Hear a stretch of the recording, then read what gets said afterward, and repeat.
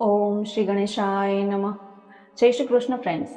तो हम पढ़ रहे हैं विष्णु भगवान के 10 अवतार की सच्ची घटनाएं और आज का हमारा वीडियो है वराह अवतार। और अब तक हमने भगवान विष्णु का पहला अवतार मत्स्य अवतार और दूसरा कूर्म अवतार हम पढ़ चुके हैं और आज है तीसरा अवतार वराह अवतार के बारे में आज हम जानेंगे। तो चलिए बिना विलंब के हम वीडियो की शुरुआत करते हैं। वराह अवतार।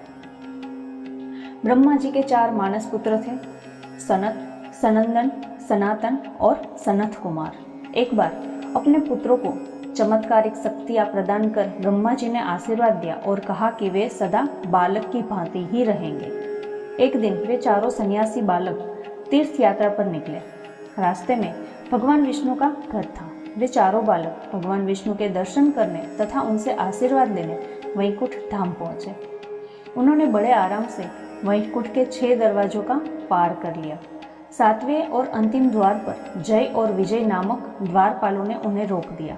सन्यासियों को देखकर वे बोले, हे संतो, आपको हमारा नमन है, क्षमा करें, हमारे प्रभु अभी विश्राम कर रहे हैं, आप लोग उनसे अभी नहीं मिल सकते। यह सुनकर एक संत ने कहा, क्या आप जानते नहीं कि हम कौन हैं, हमें भीतर जाने दें। अपने स्थान से हिले बिना द्वारपालों ने कहा, आप लोग जो भी है हम आपका आदर करते हैं, फिर भी हम आपको भीतर जाने की अनुमति नहीं दे सकते, कृपया आप लोग अभी यहाँ से चले जाइए। द्वारपालों की धृष्टता से क्रोधित होकर सन्यासियों ने जय विजय को श्राप देते हुए कहा, हे अधम, हम ब्रह्मा की संतान हैं, ऐसे निरादर करने का साहस कैसे हुआ? तुमने देव के साथ रहकर भी दैत्य जैसा व्यवहार किया है, इसलिए अगले जन्म में तुम लोग दैत्य कुल में जन्म लोगे और असुरी गुणों से आसुरी रहोगे। जय और विजय को अपनी भूल का एहसास हुआ। वे संतों के पैर पर गिरकर क्षमा मांगते हुए बोले, हे पावन संतों, हमारी गलतियों के लिए कृपया हमें क्षमा करें और श्राप वापस ले लें। पर क्रोधित संत उन पर ध्यान दिए बिना वहां से चले गए। विवाद सुनकर कारण जानने के लिए स्वयं भगवान विष्णु द्वार तक आ गए। जय और विजय ने उनके चरणों पर गिर पड़े और क्षमा याचना करते हुए बोले, हे पालनहार, हमारी रक्षा कीजिए, हमसे बहुत बड़ी भूल हो गई, अनजाने में ही सही, हमसे ब्रह्मा जी के पुत्रों का निरादर हो गया और उन्होंने हमें श्राप दे दिया है। अपने द्वारपालों को भगवान विष्णु ने सांत्वना देते हुए कहा, सुनो, अपनी भूल का फल तुम्हें भोगना ही पड़ेगा, उसे टाला नहीं जा सकता। मैं आश्वासन देता हूँ कि मैं निश्चित रूप में तुम्हारी सहायता करूंगा। तुम मेरे भक्त के रूप में धरती पर 7 जन्म लोगे या फिर दैत्य के रूप में 3 जन्म। यदि तुम दैत्य बनते हो तो मैं अवतार लेकर तुम्हें मोक्ष दिलाऊंगा और तभी तुम पुनः मेरे द्वारपाल बनकर इस दिव्य स्थिति को प्राप्त कर सकोगे।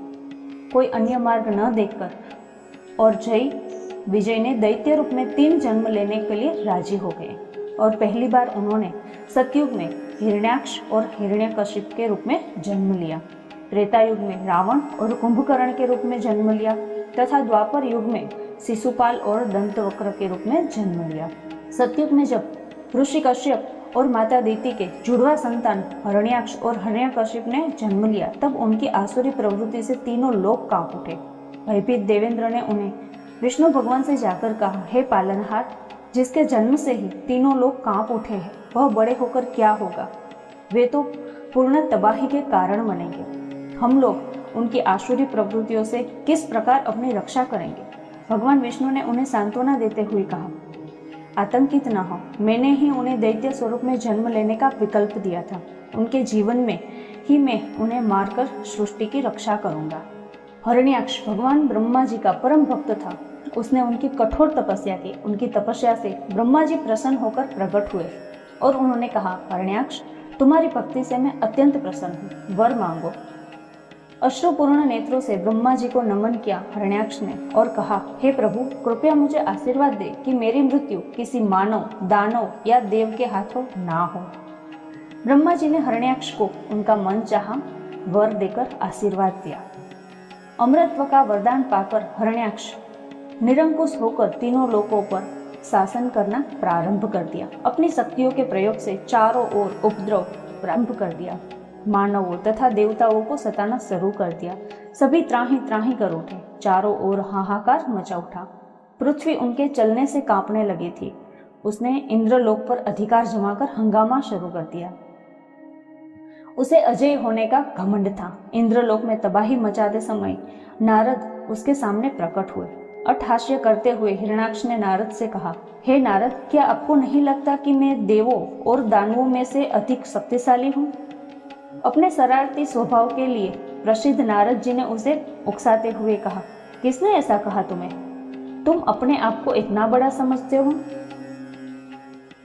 क्या तुम नहीं जानते कि विष्णु भगवान सर्वाधिक शक्तिशाली है? हिरण्याक्ष चिढ़कर गरजा, अच्छा ऐसा क्या? तब अभी मैं आपको अपनी शक्ति दिखाता हूँ। अभी विष्णु को भी दिखा दूंगा कि किस प्रकार धरती मेरे नियंत्रण में है। संभव हो तो आकर धरती को मुझसे बचा ले। ऐसा कहकर वह पृथ्वी को लेकर पाताल लोक चला गया। हिरण्याक्ष भयभीत देवता ब्रह्मा जी की शरण में गए। ब्रह्मा जी ने कहा, मैंने ही उसे अमरत्व का वरदान दिया था। अब केवल विष्णु भगवान ही हमारी सहायता कर सकते हैं। विष्णु भगवान से जाकर कहा, हे महाप्रभु, हिरण्याक्ष की उद्दंडता की सीमा पार कर ली है, कृपया इसे नियंत्रण कीजिए। मुस्कुराकर भगवान विष्णु ने कहा, शुभ कहा आपने। अब जय के असुरी जीवन का अंत का समय आ गया है। भगवान विष्णु को याद था कि हिरण्याक्ष जानवरों के द्वारा ही मारे जाने का वरदान नहीं मांगा था। वह विचार कर उन्होंने एक जंगली सुअर यानी वराह का रूप धारण किया और समुद्र तल में कूद गए। इधर हिरण्याक्ष ने वरुण देव को युद्ध के लिए उकसाया, पर उन्होंने विनम्रता पूर्वक मना कर दिया। अपनी शक्ति के मद में चूर हिरण्याक्ष ने नारद से विष्णु भगवान की खोज की खबर ली। नारद ने उत्तर दिया, अरे तुम्हें पता नहीं, विष्णु भगवान अभी अभी धरती को बचाने के लिए गए हैं।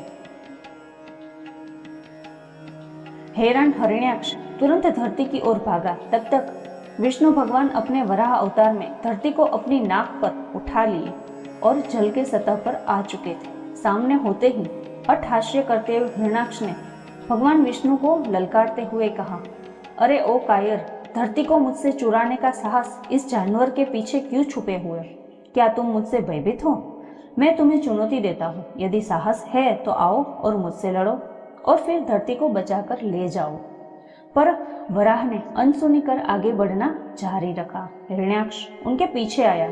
फिर कई वर्षों तक युद्ध चला। अतः वराह ने हिरण्याक्ष को मारकर उसे चारों संतों के श्राप से मुक्त कर दिया और धरती को पुनः उसकी धरा पर स्थापित कर विश्व में शांति की स्थापना की। बोले भगवान वराह की जय, विष्णु भगवान की जय। फ्रेंड्स, तो आज का ये हमारा वीडियो था भगवान वराह का, वराह अवतार। उम्मीद है आज का ये वीडियो आपको जरूर पसंद आया होगा। और फ्रेंड्स, आप चैनल श्री सत्य सनातन को पहली बार सुन रहे हैं तो चैनल को सब्सक्राइब करके ऑल बटन पर अवश्य क्लिक कर लें, ताकि आने वाली नई वीडियो आपके पास जल्द से जल्द पहुंचे। और हमारी अगली वीडियो है भगवान नृसिंह अवतार की। तो फ्रेंड्स, मिलते हैं बहुत जल्द एक नए वीडियो के साथ। तब तक आप सबको मेरा जय श्री कृष्ण।